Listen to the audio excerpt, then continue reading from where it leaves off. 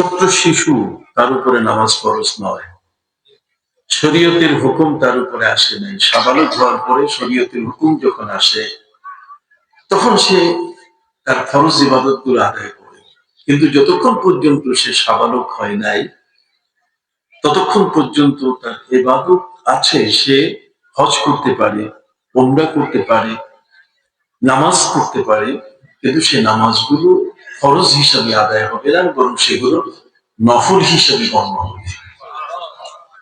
একটি শিশু সাবালক হয় নাই, শিশু অবস্থায় যদি হজ করে তার হজটা নফল হজ হিসেবে গণ্য হবে। অতএব পরবর্তীতে যদি সেই স্বাবলম্বী হয়, সামর্থ্যবান হয়, তাহলে তার ফরজ হজ আদায় করতে হবে। কথা বুঝতে পারছেন? মা বাবার সাথে শিশুকালে যারা পবিত্র কাবা হজ করে এসছেন অথবা উমরা করে এসছেন, এর মাধ্যমে যে সব শেষ হয়ে গেছে তা কিন্তু নয়।